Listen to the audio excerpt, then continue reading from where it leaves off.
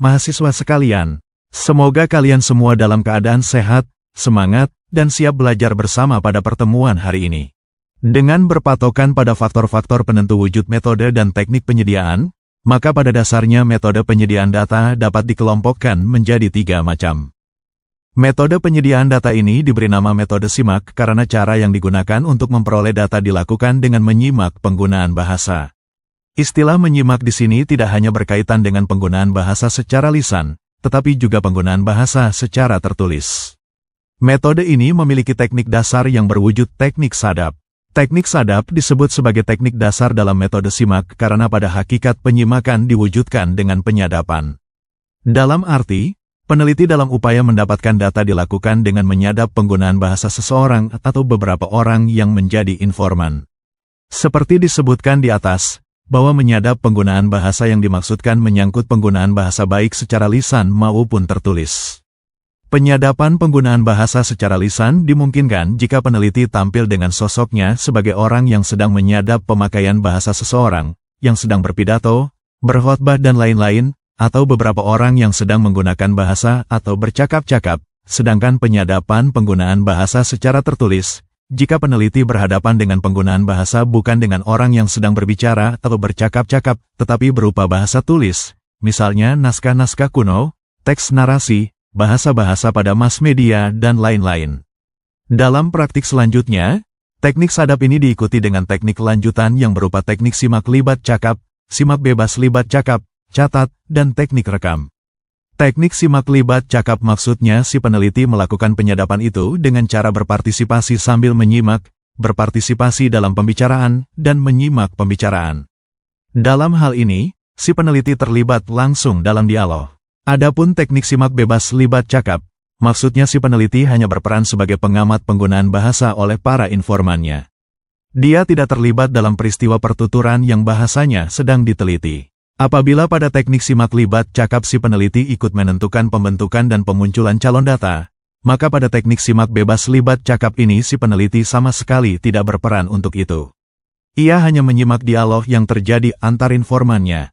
Kedua teknik ini, masing-masing dapat disejajarkan dengan metode observasi berpartisipasi dan metode pengamatan yang diusulkan oleh Gunarwan, 2002, untuk penyediaan data dalam penelitian sosiolinguistik. Selanjutnya, teknik catat adalah teknik lanjutan yang dilakukan ketika menerapkan metode simak dengan teknik lanjutan di atas.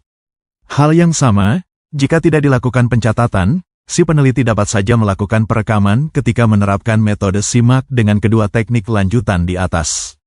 Tentu teknik rekam dimungkinkan untuk digunakan jika bahasa yang diteliti adalah bahasa yang masih dituturkan oleh pemiliknya.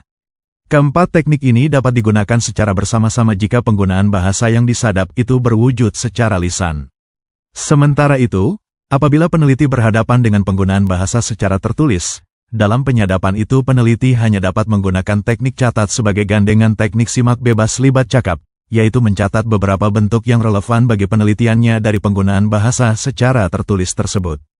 Dalam penelitian bahasa, baik bidang linguistik teoretis maupun linguistik interdisipliner, metode simak memainkan peran yang sangat penting untuk mengecek kembali penggunaan bahasa yang diperoleh dengan metode cakap.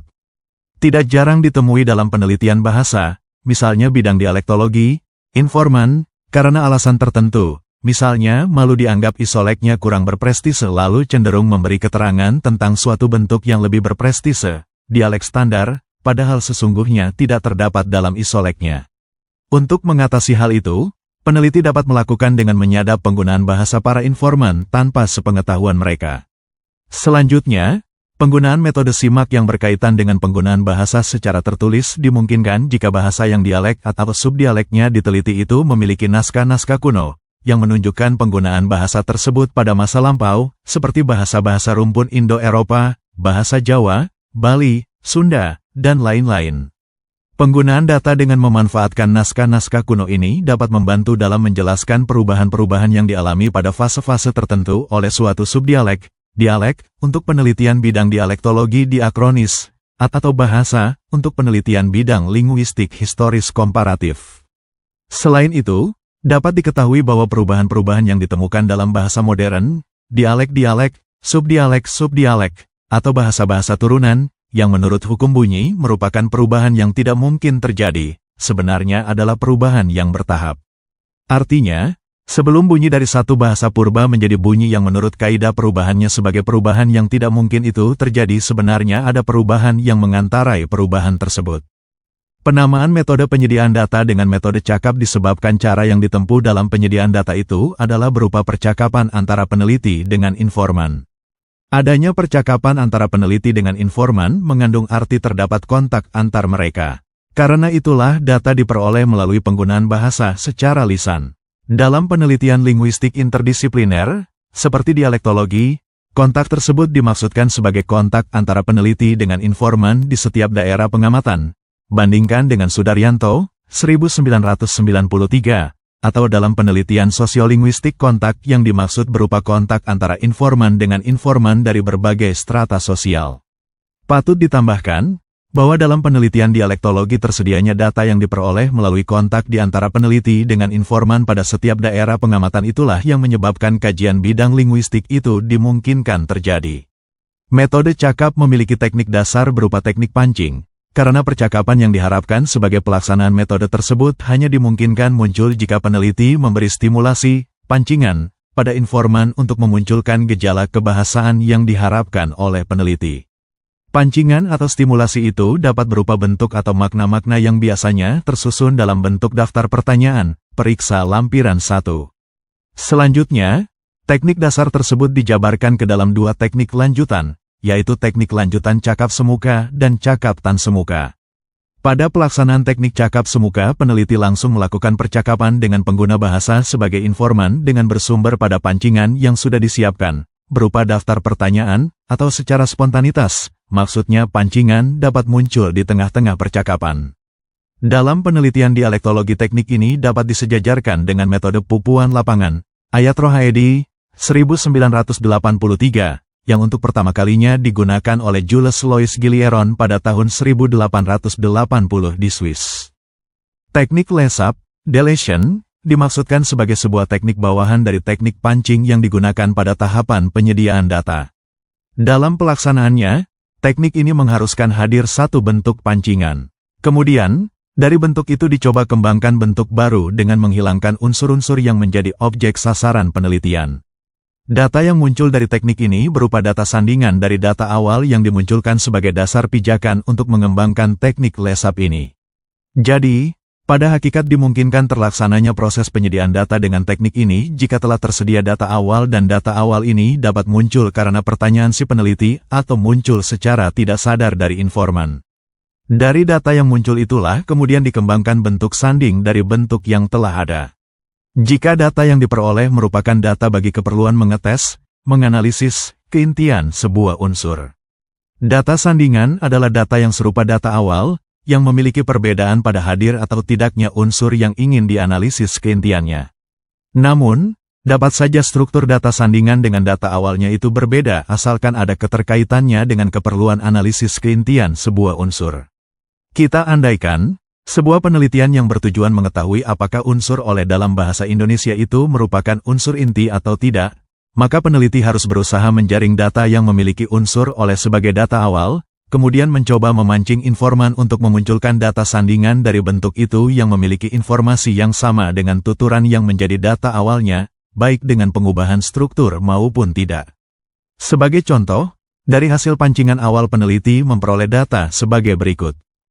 Berdasarkan data awal ini, peneliti dapat memancing informan untuk membuat tuturan lain yang informasinya sama dengan tuturan tersebut baik yang masih mengandung unsur oleh atau tidak sehingga diperoleh data sebagai berikut. B. Saya dipanggil berkali-kali ayah. C. Saya berkali-kali dipanggil oleh ayah. D. Saya berkali-kali dipanggil ayah. E. Oleh ayah saya dipanggil berkali-kali. F. Asteris ayah saya dipanggil berkali-kali. Keenam tipe data, setidak-tidaknya, itulah yang dijadikan dasar bagi upaya menjelaskan inti atau tidaknya unsur oleh tersebut. Patut ditambahkan, bahwa yang menjadi data bagi analisis tersebut tidak hanya data yang gramatikal dan berterima, tetapi juga perlu dicatat data yang tidak gramatikal atau tidak berterima, karena semuanya akan dijadikan dasar bagi aktivitas pada tahapan selanjutnya, dalam hal ini, tahap analisis data.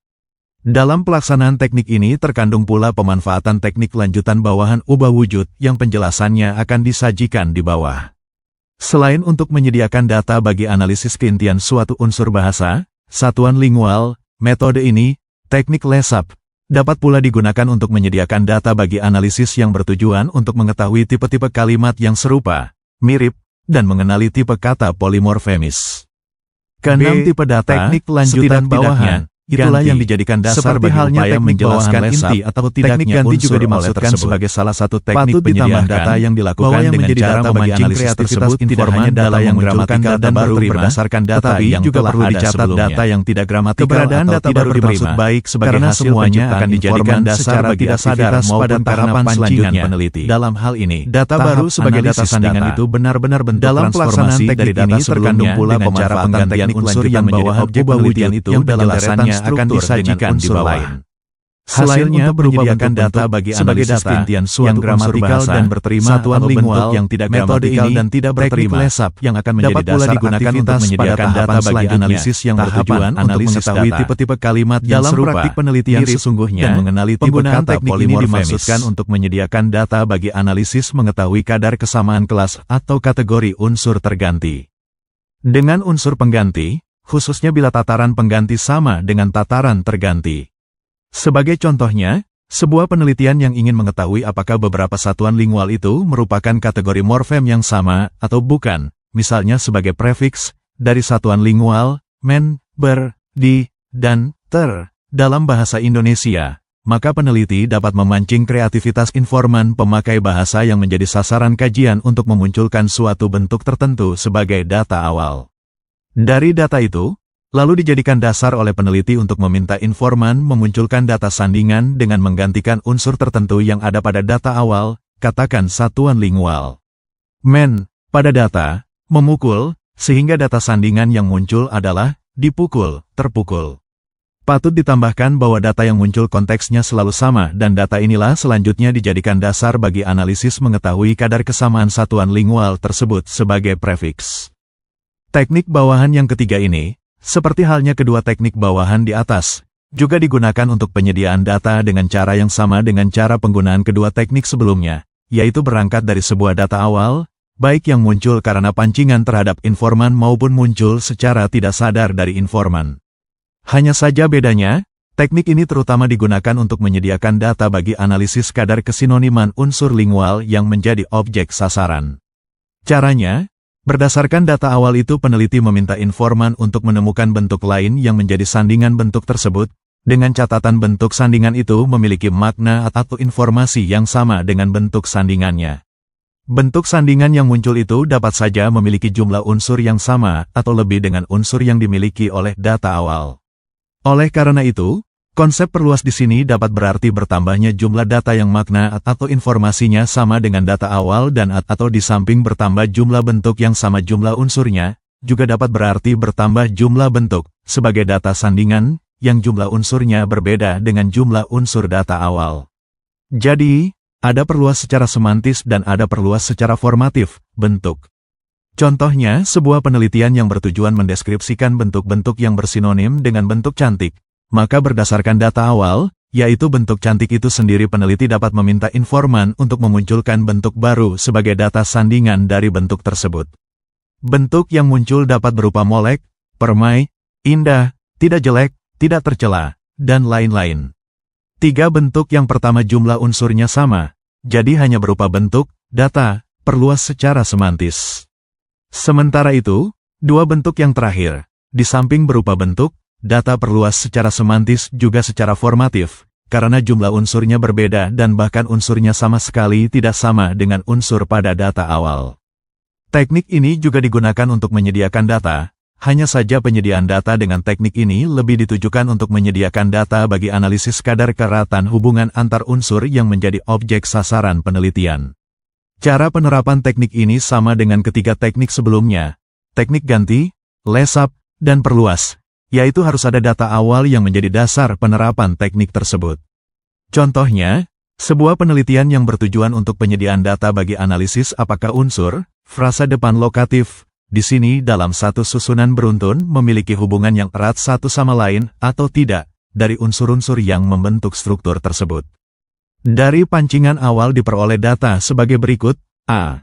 Saya kemarin tidur di sini.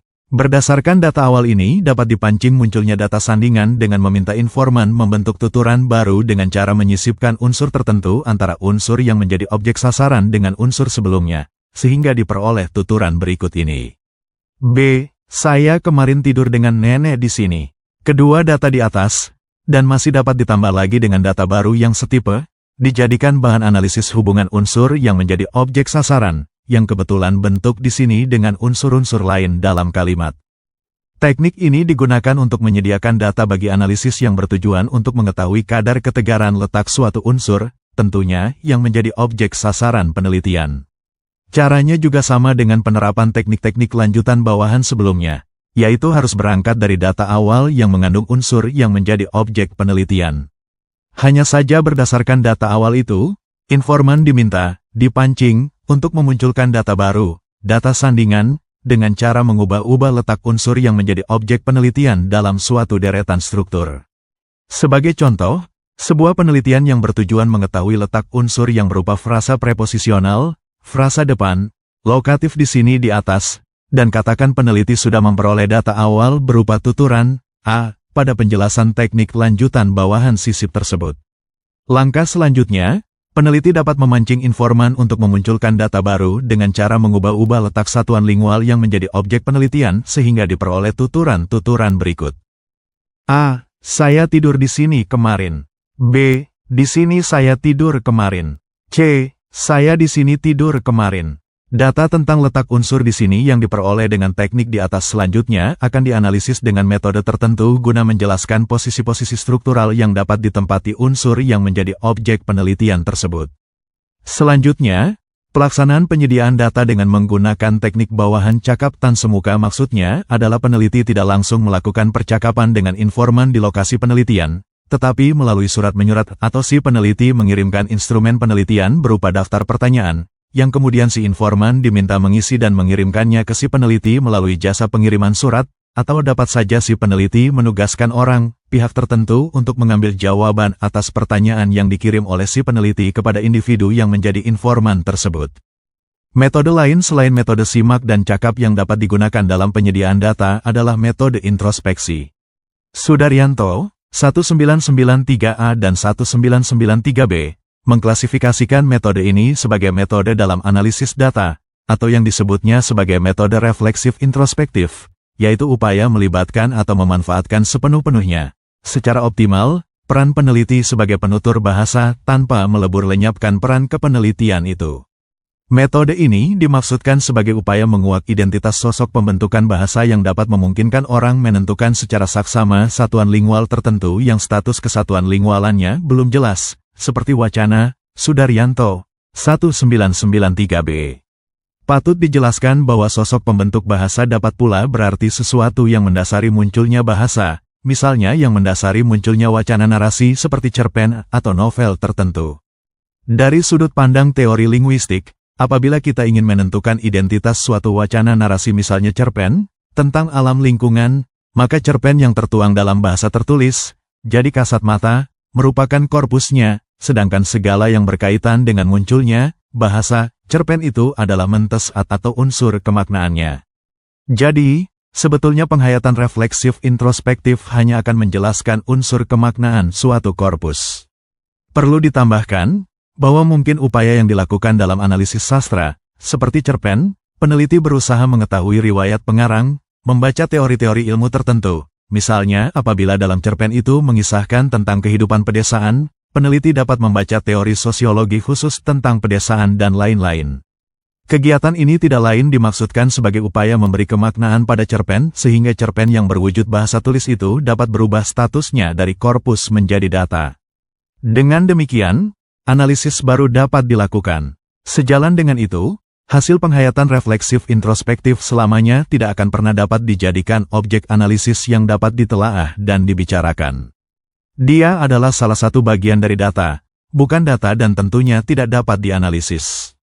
Dalam pada itu, penghayatan refleksif introspektif ini sangat membantu peneliti dalam perannya sebagai pembantu bahasa, informan, untuk menyiapkan data yang siap dianalisis. Pada dasarnya penghayatan refleksif introspektif merupakan intuisi kebahasaan peneliti, bukan metode analisis. Oleh karena itu pula, penghayatan refleksif introspektif dalam buku ini dipandang sebagai salah satu metode penyediaan data yang disebut dengan metode introspeksi. Metode introspeksi adalah metode penyediaan data dengan memanfaatkan intuisi kebahasaan peneliti yang meneliti bahasa yang dikuasainya, bahasa ibunya, untuk menyediakan data yang diperlukan bagi analisis sesuai dengan tujuan penelitiannya. Pandangan ini sejalan dengan pandangan Botta, 1981, dan bandingkan dengan Kubrick, 1977, yang mengklasifikasikan data atas dua kategori, yaitu data introspektif dan data informan.